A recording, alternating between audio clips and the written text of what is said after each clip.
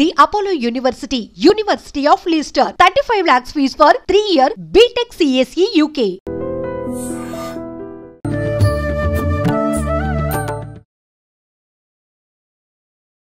నమస్కారం, welcome to I dream. ధర్మ మార్గం విత్ విజిత కార్యక్రమానికి స్వాగతం. ప్రస్తుతం మనతో పాటు ఉన్నారు శ్రీ శ్రీ శ్రీ ఆనంద శివకామేశ్వరి సన్నిధాన వ్యవస్థాపకులు శివకామేశ్వరి ఆనందమయ్య అమ్మగారు. ఇప్పుడు అమ్మతో మాట్లాడి మరిన్ని విషయాలు తెలుసుకుందాం. నమస్కారం అమ్మా. శ్రీమాత్రే నమః.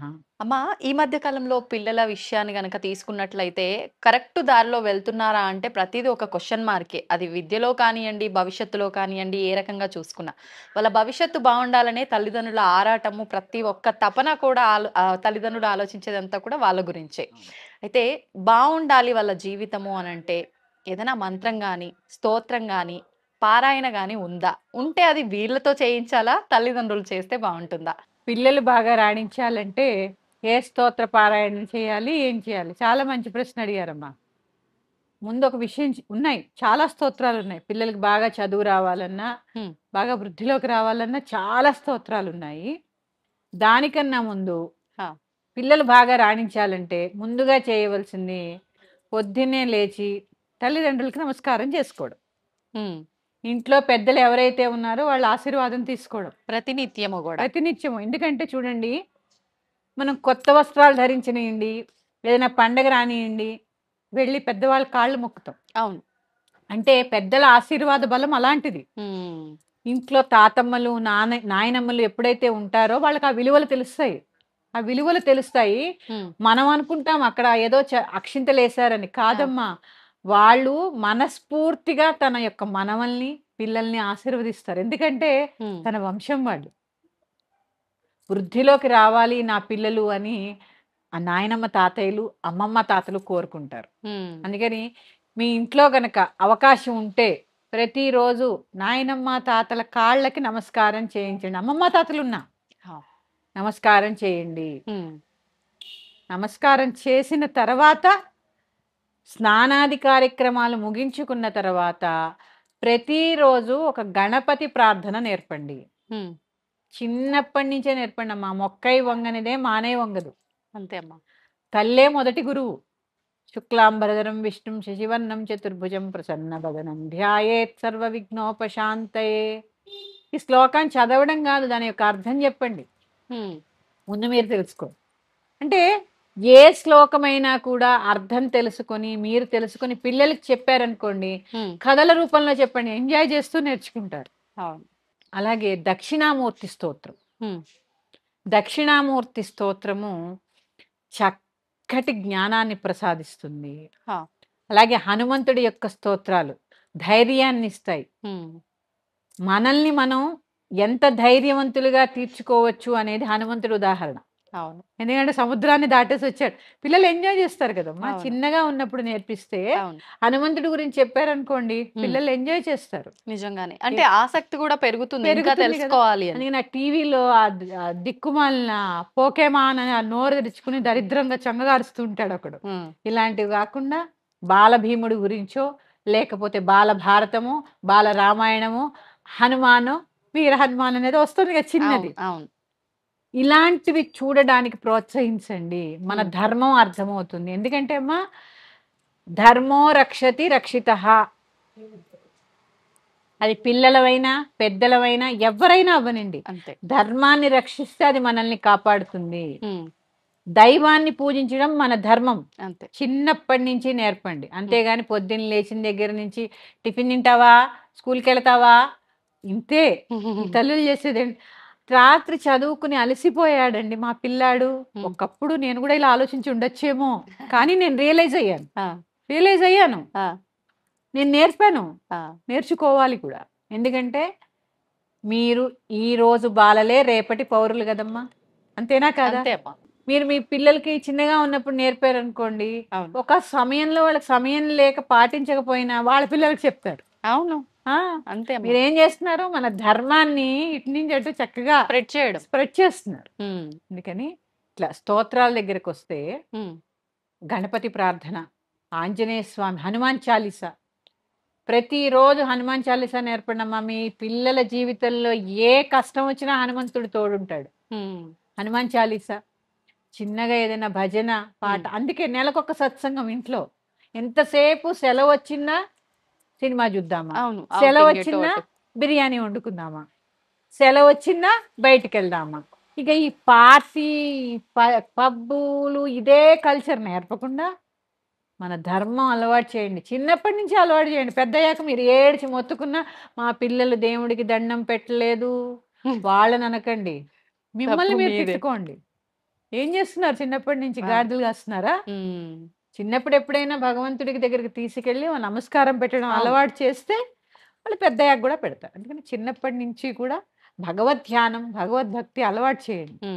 ధ్యానం ప్రశాంతతనిస్తుంది. చక్కగా ఒక వయసు నుంచి అలవాటు చేయండి.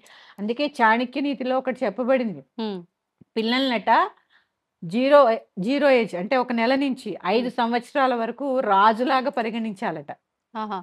5 సంవత్సరాల నుంచి 10 సంవత్సరాల వరకు సేవకుల్లా చూడాలట. అంటే పనులు నేర్పడం. మనం ఏం చేస్తాం? ఆ సమయంలోనే ఎక్కువ గారం చేస్తాం. అమ్మో పిల్లాడు చేయగలడా, అమ్మో పిల్లాడు అంటే చిన్న పిల్లలు అని వంగడప్పుడు ఇంకా 11 ఏళ్ళు వచ్చాక ఇంకేం, టీనేజ్కి వచ్చాక ఏం వంగుతారమ్మా, అస్సలు వినరు. అందుకని ఆ తర్వాత నుంచి స్నేహితుల్లా మెలగాలి. 13 సంవత్సరాలు 12 సంవత్సరాలు వచ్చేసరికి తల్లిదండ్రులు స్నేహితుల్లా మెలగాలి. అంటే ఈ స్నేహితుల్లా మెలిగే వయసు లోపలే వాళ్ళకి పనంతా కూడా నేర్పాలి. అవును. అప్పుడు ఏడవడం కాదు, పెద్దవాడైపోయావు నీ పని నువ్వు చేసుకోలేవా అనడం కాదు. అవును. చిన్నప్పుడే ఈ వ్యవస్థ నేర్పే అలవాటు చేసుకో. ఈ వయసులో పిల్లలు నిజంగా అదో ఇదో వాళ్ళ ఇంట్రెస్ట్ తో తీసుకొని చేస్తున్నా మనం చేయనివ్వము. గారాబం కొద్దీ గమనించండి, వాళ్ళు బట్టలు మడచేస్తూ ఉంటారు, అమ్మ చీర కట్టుకుంటుంటే చీర కట్టుకుంటారు, మేకప్ వేసుకుంటుంటే, అంటే అది నేర్చుకునే వయసు. అవును అవును. 5 సంవత్సరాల నుంచి 10 సంవత్సరాల్లో అంతా కూడా నేర్చుకునే వయసు. అన్ని నేర్పండి. ఖచ్చితంగా పొద్దున్నే లేవండి, ఒక శ్లోకం ఇవ్వండి, ఈ రోజు ఈ శ్లోకం చదవాలి. వారానికి ఒక్క శ్లోకం అమ్మా. నెలలో ఎన్ని శ్లోకాలు అవుతాయి? 4 అంతే కదా. ఒక వారం సినిమాకి తీసుకెళ్ళండి, ఒక వారం శ్లోకం నేర్పించండి. 4 వారాలు కదా నెలలో. 2 వారాలు మీకు నచ్చించేయండి, 2 వారాలు మనకు ఉపయోగపడేది చేయండి. అవును, అక్కడ 2 నెరవేరుతాయిగా. అంతే. స్వామి కార్యం స్వకార్యం అంతే. అందుకని బాగా వృద్ధిలోకి వచ్చే స్తోత్రాలు అయితే ఇవేనమ్మా. దక్షిణామూర్తి శ్లోకము, అలాగే గణపతి ప్రార్థన, తర్వాత హనుమాన్ చాలీసా, ఇంకొక హయగ్రీవ శ్లోకం చాలా చిన్నది.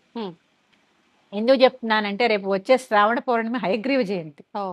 అందుకని ఆ సందర్భంగా కూడా ఈ శ్లోకం చాలా చిన్న శ్లోకం, ప్రతిరోజు చదువుకునే అలవాటు చేయండి. నేను చెప్తాను, అలాగే అందరికీ తెలిసిందే గాని మరొకసారి. జ్ఞానానందమయం దేవం నిర్మలం స్ఫటికాకృతిం ఆధారం సర్వ విద్యానాం హయగ్రీవముపాస్మహే. అన్ని విద్యలకి కూడా మూలం హయగ్రీవ స్వామి. అందుకని ఈ శ్లోకం నేర్పించండి. మీ హనుమాన్ చాలీసా ఒక్కటి వచ్చిందా మీ పిల్లలకి జీవితంలో ఎదురుండదండి. ఎందుకంటే ఇంకొకటి కలౌ చండీ వినాయకౌ, కలియుగానికి చండీ అలాగే వినాయకుడు. ఆ వినాయకుడిని ఎంత ధ్యానిస్తే, ఎంత పూజ చేస్తే అంత కలిబాధలు తగ్గుతాయి. చాలా చిన్నది, ఆయనకి ఏంటి గరిక సమర్పిస్తే సంతోషపడిపోతారు. అంతే. పిల్లలు పూజ చేస్తే ఇంకా ఇష్టం ఆయనకి. అందుకని చక్కగా గణపతి శ్లోకం, తర్వాత గణపతి పంచరత్న స్తోత్రం అని ఉంటుంది. అది చాలా సులువు, నేర్పండి, నోటికి వచ్చేసేలాగా నేర్పండి. ఇవన్నీ కూడా మంచి భవిష్యత్తు, మంచి పునాది మీ పిల్లలకి ఏర్పడడానికి తోడ్పాడవుతాయి. విన్నా సరిపోతుందా అమ్మ? అంటే చదవలేని ఏజ్ లో ఉన్న చిన్న పిల్లలు అలాంటి వాళ్ళైతే ప్లే చేస్తుంటే వాళ్ళకు నేర్పండి. అమ్మలు కూర్చుని ఏంటి ప్లే చేస్తే, ఇప్పుడు మీరు ఇంకా ఇందాక ఇంకో ప్రశ్న అడిగారు, మా పిల్లలు చేయలేకపోతే మేము చేయొచ్చా అని. మీరు ఆకలేస్తే మీరు తింటున్నారా, మీ పిల్లలు తింటున్నారా? ఎవరి భోజనం వాళ్ళే తినాలి. మీ పిల్లలకి ఆకలేస్తే మీ పిల్లలే తినాలి కదా, వాళ్ళకి కదా అవసరం. అందుకని వాళ్ళని నేర్చుకోనియండి. ఇప్పుడు నేర్పితే వాళ్ళకి కష్ట సమయం వచ్చినప్పుడు అలవాటు అయిపోతుంది కాబట్టి చదువుకుంటారు, చక్కగా భగవంతుడి యొక్క గొడుగులో ఉంటారు, ఎటువంటి ఆపదలు లేకుండా ముందుకు వెళ్తారు. అమ్మ, సాధారణంగా అమ్మవారిని మనం ఎలా తోస్తే అలా పిలుచుకుంటూ ఉంటాం. అమ్మవారికి 1000 నామాలు. మరి ఈ 1000 నామాలతో గనక మనం అమ్మవారిని పిలుచుకుంటే ఎటువంటి ఫలితం ఉంటుందంటారు? తప్పకుండా తెలియజేస్తాను. శ్రీమాత్రే నమః, శ్రీ గురుభ్యో నమః. అసలు ముందు 1000 అనే దానికి అర్థం తెలిస్తే అక్కడ 1000 ఉన్నాయో ఏమున్నాయో అర్థమవుతుంది. అసలు సంస్కృతం ప్రకారము సహస్రము అనేది అనంతవాచి, సహస్రం లెక్కలేనన్ని. ఎందుకంటే చూడండి విష్ణుమూర్తిని కూడా సహస్రశీర్ష పురుష అంటూ ఉంటారు. అంటే 1000 తలల పాము మీద పవళిస్తూ ఉంటాడు. అంటే అక్కడ సహస్రము అంటే 1000 కాదమ్మా అర్థము. అంతులేనటువంటి నామాలు, అనంతమైనటువంటి నామాలు. అందుకే మీరు అమ్మవారిది అడిగారు కాబట్టి నేను చాలా తెలియజేయాలనుకుంటున్నాను. ఇది లలితా సహస్రనామము అంటే రహస్యనామ స్తోత్రము. ఇక్కడ సహస్రము అనే పేరు వచ్చింది అంటే 1000 నామాల్లో అనంతమైనటువంటి నామాలు పొందుపరిచారు కాబట్టే దాన్ని రహస్యనామ స్తోత్రము అన్నారు. Okay okay. అంటే చూడండి శ్రీమాత దగ్గర నుంచి మొదలు పెడితే శ్రీ శివా శివశక్తైక్య రూపిణి లలిత వరకు కూడా 1000 నామాలు. 180 నామాల్లో అనంతమైనటువంటి శక్తి, అనంతమైనటువంటి నామాలు దాగి ఉన్నాయి. ఇప్పుడు చిన్న ఉదాహరణ చెప్పుకుందాం. మాత అనే నామానికి అర్థం శ్రీమాత కదా, మాతకు అర్థం చెప్పుకుందాం. మాతని అమ్మా అని పిలుస్తాం, అవునా? దాని తర్వాత మాత అని కొన్ని సందర్భాల్లో పిలుస్తూ ఉంటాం. అంటే ఇక్కడే మనం 2 వర్షన్స్ చూసాం. కొన్ని దాంట్లో మాయి అని పిలుస్తూ ఉంటారు, కొన్ని భాషల్లో మా అని పిలుస్తూ ఉంటారు. అంటే చూడండి, ఒక అమ్మకే ఏ భాషలో తీసుకున్నా అన్ని రకాల నామాలు ఉన్నాయి. అంటే ఒక అమ్మ అనే పదానికే ఇన్ని ఉన్నప్పుడు అమ్మవారి నామాలు 1000లో ఎన్ని ఉంటాయి? అంతే కదా. అంటే ఎన్ని మంత్రాలమ్మా, ఒక్కొక్క నామం ఒక్కొక్క మంత్రం, ఒక్కొక్క బీజాక్షరం. ఇవన్నీ మనం అందరూ బీజాక్షరాలు చదవలేరు కాబట్టి ఎంతో విశేషంగా మనకి చదువుకోవడానికి వీలుగా ఇవన్నీ అందించారు. అందుకే ఏ పారాయణైనా చేసేటప్పుడు చాలా భక్తి శ్రద్ధగానే చేయాలి. పారాయణ అన్నారు, మరి అసలు ఏంటి పారాయణ అంటే? నామం తలుచుకోవడమే పారాయణ, ఇంకా విశేషంగా ఏదైనా చేయాల్సి ఉంటుందా? పారాయణ అంటే ఏంటి చూడండి, మనకి సంవత్సర కాలంలో 6 నెలలు ఉత్తరాయణము, 6 నెలలు దక్షిణాయనంగా విభజించుకుని మనం చదువుకుంటూ ఉంటాం సంకల్పంలో. చదువుకున్నప్పుడు అక్కడ కూడా చూడండి ఆయనము అని వచ్చింది. ఆయనము అంటే ప్రయాణము. ఓహో.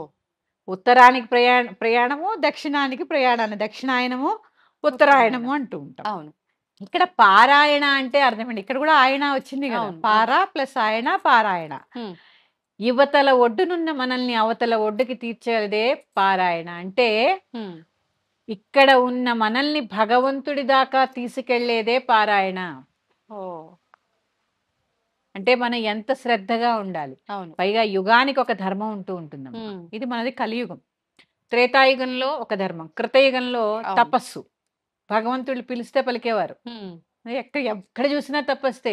అక్కడ అసలు అధర్మం అంటూ లేదు. దేవుళ్ళు వచ్చి ఇలా కూర్చుని మాట్లాడుతూ ఉండేవారట కృతయుగంలో. త్రేతాయుగానికి వచ్చేసరికి యజ్ఞయాగాది క్రతువులు చాలా ఎక్కువ ఉండేది. జపం, యజ్ఞయాగాది క్రతువులు చాలా ఎక్కువ ఉండేది. ఇక ద్వాపర యుగానికి వస్తే చూడండి, కృష్ణుడు ఎప్పుడు కూడా ధ్యాన ముద్రలో ఉంటాడు. అంటే ఆ యుగ ధర్మం ధ్యానం. యజ్ఞయాగాది క్రతువులు కూడా ఉన్నాయి, అది వదలలేదు. దానితో పాటు ధ్యానం. అందుకే ఈ ధ్యానాన్ని మనకి నేర్పిన గురువు కాబట్టే కృష్ణం వందే జగద్గురు. మనకి ఎన్నో విషయాలు యజ్ఞయాగాది తపస్సులతో పాటు ఇంకా ఉంది అని చెప్పే విషయాన్ని మనకి తెలియజేసిన గొప్ప గురువు కృష్ణుడు. తర్వాత మన కలియుగానికి ధర్మం నామపారాయణ. ఒక నామం నువ్వు స్మరిస్తే చాలు, నీకు మోక్షాన్ని ఇచ్చేస్తానని చెప్పి యుగ ధర్మం. కానీ మన నామం ఎలా చేయాలి? ఇప్పుడు నేను ఇక్కడ కూర్చున్నానమ్మా, శ్రీహరి శ్రీహరి అంటాను, లేకపోతే ఓం మహాలక్ష్మి అన్నాను, ఓం నమో నారాయణాయ అన్నాను, మరి నాకు మోక్షం వచ్చేసిందా? కాదు కదా. ఎప్పుడైతే నీ త్రికరణ శుద్ధిగా ఒక్కసారైనా నామాన్ని పలుకుతావు. అందుకే 1,00,000 కుంకుమార్చన చేస్తూ ఉంటారు మన చేత, 1,00,000 బిల్వాలతో అర్చన చేస్తూ ఉంటారు. అంటే 1,00,000 పత్రి పూజ.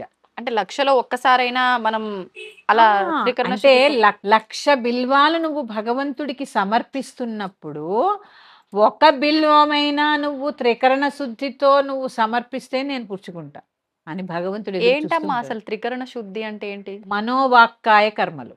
మనస్సు, వాక్కు, కర్మ. మనస్సును బట్టి వాక్కు, వాక్కు నుంచి కర్మ. మనస్సు అంటే మన ఆలోచనే అనుకోండి, మన ఆలోచనకి ప్రతిరూపమే మనస్సు. నేను ఇదివరకు కొన్ని వీడియోస్లో, ఇదివరకు వేరే ఛానల్స్లో కూడా చెప్పాను, అసలు మనస్సు అనేది ఎక్కడుంది? మనకి ఇన్ని స్కానింగ్లు చేస్తాం, డాక్టర్ దగ్గరికి వెళితే ఏవో ఎక్స్రేలను స్కానింగ్లో చేయిస్తూ ఉంటాంగా. అవును. చేయించినప్పుడు మనకి ఎక్కడ మనసు అనే ఆర్గాన్ ఎక్కడ ఎందుకు బయటపడలేదు? మరి ఉండాలిగా. పోనీ సరే, ఇది స్థూల శరీరం తీసుకున్నప్పుడు సరే లివరో కిడ్నీయో చేతిలో కాళ్ళో మోకాళ్ళో. మరి సూక్ష్మ శరీరంలో తీసుకున్నా నీకు 6 చక్రాలు ఉన్నాయి, 7వ చక్రం ఆఖరిది అనే చెప్పారు తప్ప, 7 చక్రాల గురించే చెప్పారు తప్ప సూక్ష్మ శరీరంలో కూడా మనసు యొక్క ప్రస్తావన ఎక్కడా లేదు. మరి ఏంటి మనసు అంటే లేని దాని కోసం వెంపర్లాడుతూ ఉండడం అనే దాని పేరే మనస్సు. అంటే ఎప్పుడైతే నీ ఆలోచనకి ఒక రూపాన్ని నువ్వు కల్పించుకుంటావో నీ మనస్సుగా భావిస్తూ ఉంటావు నువ్వు. అందుకే చూడండి, అప్పుడే నా మనసుకు బాలే, నా మనసు బాలే, నా మనసుకు నచ్చలే అంటే నీ ఆలోచన బాలేదు అక్కడ. నీ మనస్సు అంటే నీ ఆలోచనే. నువ్వు సంతోషంగా ఉన్నప్పుడు అబ్బా మనసు హాయిగా అంటే నీ ఆలోచన సక్రమంగా ఉంది. అబ్బా ఇప్పుడు నా మనసు బాలే అంటే నీ ఆలోచన స్థిరంగా లేదు. అంటే నీ ఆలోచనకి నువ్వు కల్పించుకునే రూపమే, దాని పేరే మనస్సు. ఇక్కడ అదే మనోవాక్కాయ కర్మలు అంటే మనస్సు. ఆ మనస్సు అంటే నిలకడైనటువంటి ఆలోచన. ఎప్పుడైతే నిలకడైనటువంటి ఆలోచన ఉంటుందో మంచి వాక్ వస్తుంది. అంతే. ఎప్పుడైతే మంచి వాక్ వస్తుందో మంచి కర్మ అంటే ఏంటి? పని. నువ్వు చేసే పని పేరే కర్మ. అబ్బా నా కర్మరా బాబు అంటారు. కర్మ కాదు, అది కర్మ. అంటే నువ్వు చేసే పనిని బట్టే ఏది మంచి ఏది చెడు అనేది నీ చేతుల్లోనే ఉంది. అంతే. దీన్ని బట్టి మనోవాక్కాయ కర్మలు, త్రికరణములు ఎప్పుడైతే శుద్ధిగా ఉండి నువ్వు ఒక్కసారి రామ అని, ఒక్కసారి కృష్ణ అని, ఒక్కసారి శ్రీమాత్రే నమః అని వచ్చి పలుకుతాడండి. నువ్వు ధ్యాయామి అనగానే, ఆవాహయామి అనగానే వస్తారు, మనతో మాట్లాడతారు. కానీ వినేంత శక్తి నీకు కావాలిగా. అవును. ఆ భగవంతుడికి మనకి మధ్యలో మాయ అనేటటువంటి పొర, భగవంతుడికి నీకు మధ్యలో. ఈ మాయ ఏం చేస్తూ ఉంటుంది? మనం అడిగిన దానికల్లా భగవంతుడు సమాధానం చెప్తున్నా మనకి వినపడదు. ఎందుకంటే అమ్మ గర్భంలో మాయలోంచి పుట్టాము, మళ్ళీ మాయలోనే పడిపోతూ ఉంటాము. ఆ పొరే ఈ ప్రపంచం, మాయ అనే పొర చుట్టూనే ఉంటాం.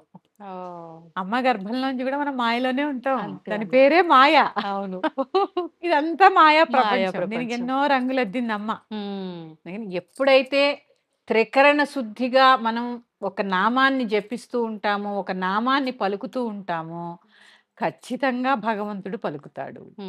ఎందుకంటే మనం పుట్టిందే అందుకు కదమ్మా. ఎందుకు పలకడు? మనం ఎందుకు పుట్టాము? మనల్ని మనం తరింపజేసుకోవడానికి, ఆత్మని పరమాత్మలో లీనం చేయడానికే మనం పుడతా. అవును. అందుకని త్రికరణ శుద్ధిగా నామం చేసుకోండి. 1000 నామాలు చేసామా, 1,00,000 నామాలు చేసామా, లేదా ఇన్ని వేల సార్లు చదివామా కాదు. ఎప్పుడైతే త్రికరణ శుద్ధిగా ఒక్క నామం చేసినా చాలు, మన జీవితం పలుకుతుంది. శ్రీమాత్రే నమః. తవ్వుతున్న శివలింగం సరే, దాన్ని అట్లా కప్పేసేయండి, చూపించదండి. Krishna is there. మూర్తి పూజ కాదు, సాక్షాత్ బ్రజేంద్ర నందన భగవాన్ ఉన్నారు మూర్తిలో. ఏమీ ఆశించకుండా ఆరాధించే వాళ్ళు కూడా ఉన్నారా ప్రభుజీ? నిజమైన భక్తి అంటే మనకు తెలియదు కాబట్టి.